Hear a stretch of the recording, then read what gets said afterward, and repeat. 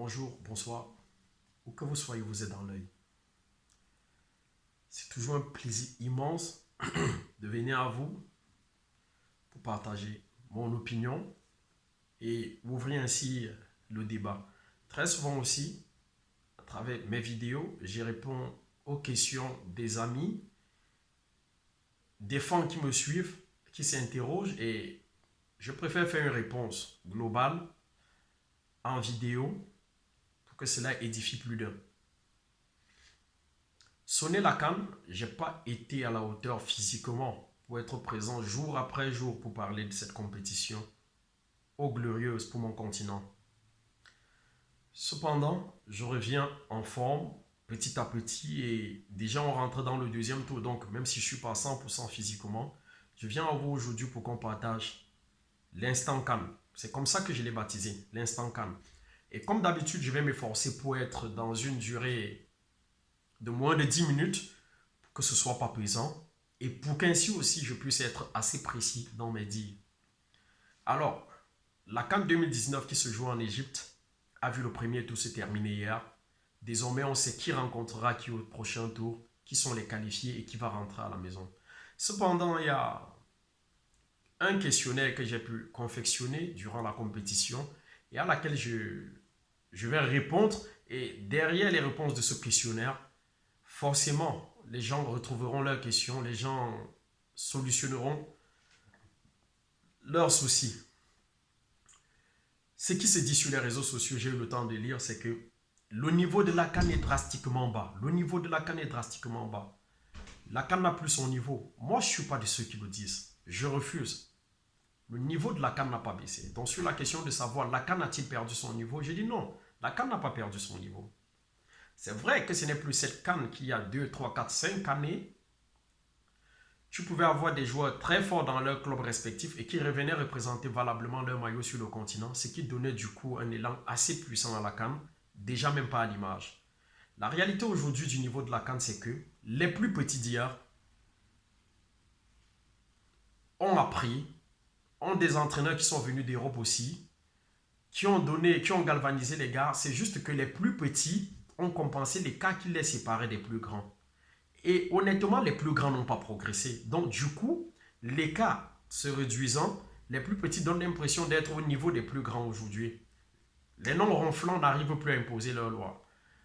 Je citerai des matchs tels que Égypte-Congo, qui était le premier match égyptien. Quand vous regardez le niveau de ce match, l'Égypte ne s'est pas montré nettement supérieur au Congo, à aucun moment. Même si au bout du tunnel, ils ont la victoire. Quand vous regardez hier pour clôturer un match tel que Cameroun-Bénin, à aucun moment le Cameroun n'a mis en difficulté les Béninois. Quand vous regardez des matchs comme Afrique du Sud, Angola et autres, vous vous rendez compte qu'aujourd'hui, le niveau il est le même. Le terrain est désormais vraiment plat pour tout le monde. Donc, je suis de ceux qui pensent que le niveau de la CAN n'a pas baissé. C'est les petits poussés africains qui ont énormément grandi. Madagascar en est l'exemple. Après, dans le jeu, beaucoup me demandent, Viali, l'œil, dis-nous ce que tu penses du jeu de la CAN. Alors, je vais être direct. Tactiquement, la CAN pour moi est un flop. Un flop pourquoi? Parce que jusqu'à présent, sur le nombre de clubs présents à la CAN, je ne peux citer plus de 3 qui arrivent à jouer au football, c'est-à-dire le respect des espaces de jeu. Regardez les matchs. Les gars suivent le ballon comme au 2-0. Ça se joue à droite, tu as tout le terrain à droite. Ça se joue à gauche, tu as tout le terrain à gauche. La preuve, les attaquants dans les appels dans plusieurs matchs se marchent dessus. Hier par exemple, c'était pas sorcier, on a tous vu. Toko Ekambi et Baoken se marchent dessus tout le temps. Les défenseurs dans les duels aériens, vous allez voir les défenseurs de la même équipe se heurtent dans l'espace, comme quoi les gars jouent tellement rapprochés, ça se passe au milieu de terrain aussi. Tu as 2 relayeurs ou 2 défensifs qui ont un écart maximum de 2 mètres l'un de l'autre. Donc, tactiquement, la CAN est à la rue. Intelligence de jeu. Je voudrais que l'intelligence de jeu se définisse comme étant la capacité de plusieurs joueurs venus d'horizons différents à harmoniser ce qu'ils savent faire le mieux pour développer quelque chose de crédible. Mais honnêtement, là je tiens un grand coup de chapeau aux équipes du Maghreb. Eux seuls arrivent à te sortir de ballon. Eux seuls arrivent à t'aligner 3 passes positive dans le sens de l'avancement du jeu. Les pays du sud du Sahara, j'ai rien vu. Si oui, un peu au cours du match Cameroun-Guinée-Bissau, les Bissau-Guinéens, même sans avancer, réussissaient à sortir le ballon assez proprement. Maintenant, le leadership. Voilà le grand problème du football africain en ce moment. Si le leadership dans cette CAN devrait se dégager de deux joueurs emblématiques qui sont Mohamed Salah et Mané, l'un arrive pas sa ruse à être discret, c'est-à-dire l'Égyptien, lui, il arrive à jouer sans vouloir être le porteur de l'Égypte. Il s'est mis au service du groupe. Du coup, on ne voit pas un Salah magique et je crois que c'est derrière cela qu'il va faire la différence quand viendra le moment. Côté Sénégal, Mané veut être le leader. Il est le leader et il veut encore l'être. Là, il y a déjà un problème. Du coup, il est plus soliste, il est plus dans des actions individuelles, il est plus dans la recherche de la perfection personnelle. Et ça ne marche pas toujours. Oui, pour le moment, je crois qu'il a 4 buts à la CAN, avec je crois 2 pénaltys. Mais ce n'est pas le Mané qu'on attend, ce n'est pas le Mané flamboyant. Pour le moment, les leaders africains dans le jeu qu'on attend n'arrivent pas à être à la hauteur. Ils ne sont pas à la hauteur.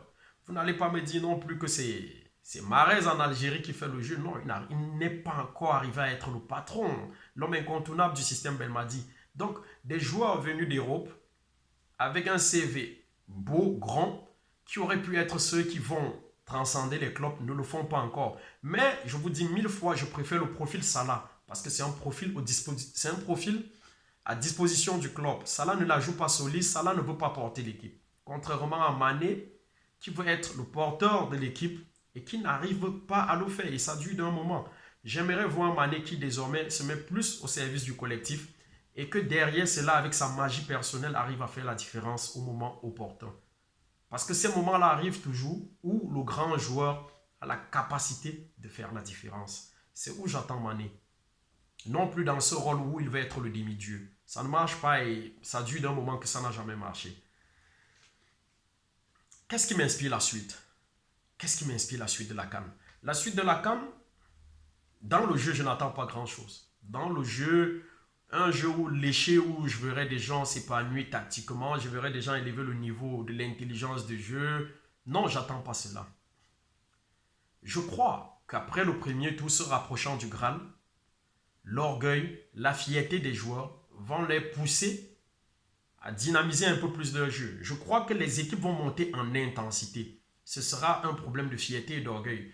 Mais dans le jeu, je n'attends pas de miracle. Je crois qu'on aura des matchs de plus grande intensité. Et c'est normal, quand on se rapproche du Graal, il y a plus d'intensité. Donc, se rapprochant du Graal, il y aura plus d'intensité dans les matchs. Mais, je vous dis encore une fois, tactiquement, intelligence du jeu, on ne verra pas grand-chose. Je crois que c'est à partir de maintenant que les leaders, par leur qualité tactique, par leur charisme, vont commencer à apporter ce petit plus qui aide les équipes qui les sont propres à passer un cap. Donc, on entre maintenant dans le moment où cette élimination directe permet aux leaders historiques des clubs de faire la petite différence, d'ajouter cette petite magie qui leur est propre pour permettre à eux déjà et à leur club de devenir encore meilleurs. C'est ce que je pense de la suite de la CAN. La montée en intensité.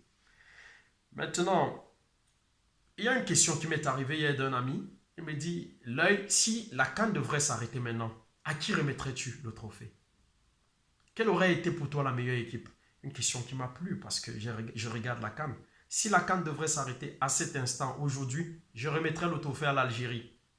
C'est la seule équipe dans cette CAN qui fait tout bien en son temps, qui fait tout bien à tous les postes.